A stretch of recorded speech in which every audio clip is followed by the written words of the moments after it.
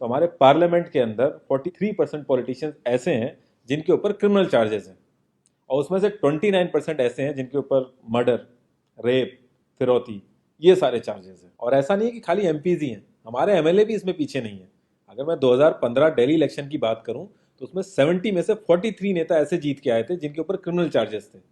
और अगर करंट की बात करें तो 37 एमएलए ऐसे हैं जिनके ऊपर क्रिमिनल चार्जेस हैं। और ये ऐसा नहीं है कि किसी ने आरोप लगा दिया या एफआईआर है, ये वो चार्जेस हैं जो सुप्रीम कोर्ट के अंदर फ्रेम हो चुके हैं। मतलब पुलिस गई है वहां पे, उसको एविडेंस कंफर्म हुए हैं, आई विटनेसेस मिले हैं, ये वो चार्जेस हैं। ये प्रॉब्लम तो बहुत ही छोटी सी है कि पार्टीज क्रिमिनल्स को टिकट ना दें और लोग क्रिमिनल्स को वोट ना दें, लेकिन इस छोटी सी प्रॉब्लम के लिए 1999 से लड़ाई चल रही है और अभी तक इसका सोल्यूशन नहीं हुआ है। 1999 में एसोसिएशन फॉर डेमोक्रेटिक रिफॉर्म, जिसे एडीआर नाम से ज्यादा जानते हैं लोग, इन्होंने जो भी क्रिमिनल्स हैं पॉलिटिक्स में, इनके लिए एक पीआईएल डाली दिल्ली हाई कोर्ट में, और दिल्ली हाई कोर्ट ने उसको एक्सेप्ट भी कर लिया। जब दिल्ली हाई कोर्ट ने ये पीआईएल एक्सेप्ट की थी तो ये चीज़ वहीं ख़त्म हो गई थी। ये जो नेता जिन्हें हम जिता के लाते हैं ना, ये सब लोगों ने मिल के उस पीआईएल के अगेंस्ट में सुप्रीम कोर्ट में अपील कर दी। जब सुप्रीम कोर्ट से भी इनकी अपील खारिज हो गई तो हमें वो देखने को मिला जो हमने कभी नहीं देखा था, ये सारी पार्टियां एक हो गई। जब हमारे देश की सिक्योरिटी की बात आती है, उरी अटैक हो गया, बालाकोट हो गया, या हमले वाली सिचुएशन बनती है, तब भी ये पार्टियां एक नहीं होती। लेकिन इस चीज़ के लिए ये सारी पार्टियां एक हो गई थी, और ये सारी चीज़ें एक ही जगह आके फंस जाती हैं। इंडिया के कानून के हिसाब से जब तक किसी भी आदमी के ऊपर फाइनल जजमेंट नहीं आता तब तक वो बेकसूर है, और उसी चीज़ का फायदा उठता है। अगर कोई आईएएस पीसीएस की तैयारी कर रहा है और उसके ऊपर क्रिमिनल चार्जेस हैं तो उसे ऑफर लेटर नहीं मिलेगा। यहाँ तक कि क्लर्क की जॉब के लिए उसको दिक्कत आ जाएगी। लाखों कैदी ऐसे हैं जिन पे अभी जजमेंट नहीं आया है, जो अंडर ट्रायल है, उनको जेल में डाल रखा है।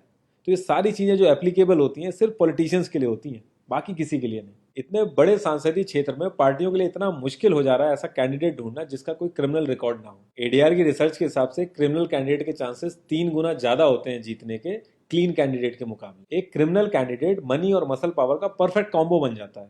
पार्टी के लिए फंडिंग इकट्ठी करनी हो, self financing, black money, campaigning के लिए फाइनेंस इकट्ठा करना हो, हर एक चीज में माहिर होते हैं। इसलिए पॉलिटिकल पार्टीज की ये पहली पसंद बन जाती है। पहले लोग इतनी डिमांड में नहीं थे, पहले वही भीड़ इकट्ठी करना, बूथ कैप्चरिंग, इन्हीं सब चीज़ों तक ये लोग लिमिटेड थे। लेकिन ये जैसे से इनकी वर्सेटैलिटी बढ़ती गई, ये पॉलिटिकल पार्टीज की पहली पसंद बनते गए।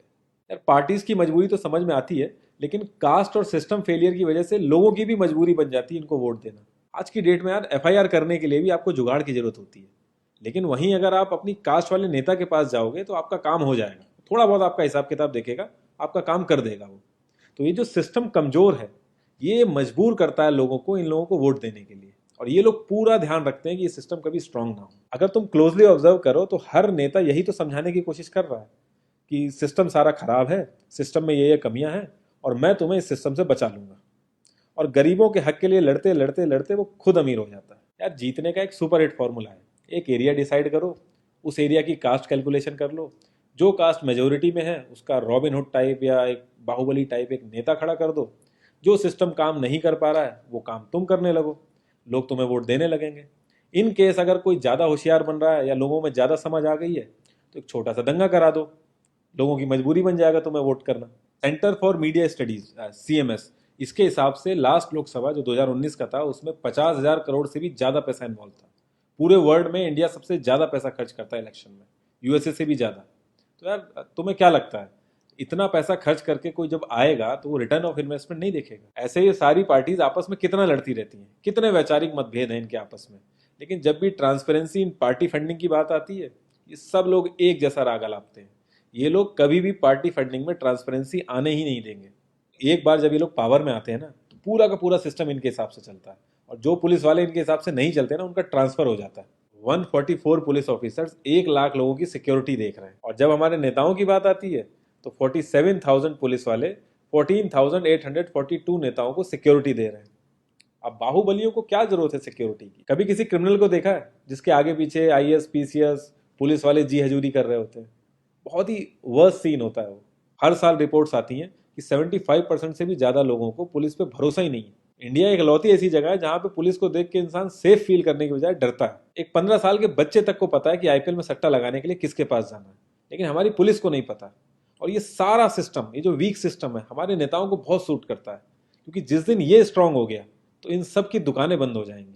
इंडिया की 65% आबादी 35 की एज से नीचे है, जो हमारा लोकसभा है उसकी एवरेज एज है 54 और राज्यसभा की एज 63.5 है। एक दो केस अगर छोड़ दें तो आम आदमी के लिए पॉलिटिक्स में घुसने का रास्ता नहीं है। अगर आप गूगल पे सर्च करोगे ना टॉप 10 यंग पॉलिटिशियंस, तो एक भी नाम उसमें ऐसा नहीं होगा जिसका कोई फैमिली से पॉलिटिकल कनेक्शन ना हो। आज़ादी के बाद से 0.5% से भी कम पॉलिटिशियंस ने अपने बच्चों को आर्मी में भेजा है। वहां नहीं भेजते ये लोग। हम लोग इनसे मैनिफेस्टो में डिमांड ही कहाँ करते हैं। हम तो बस रिलीजियस मुद्दे देखते हैं मैनिफेस्टो में और खुश हो जाते हैं। इंडिया ने ब्रिटिश पार्लियामेंट्री सिस्टम अडेप्ट किया और उसमें एक बहुत ही इंपॉर्टेंट चीज़ है शेडो कैबिनेट, वो हमने छोड़ दी।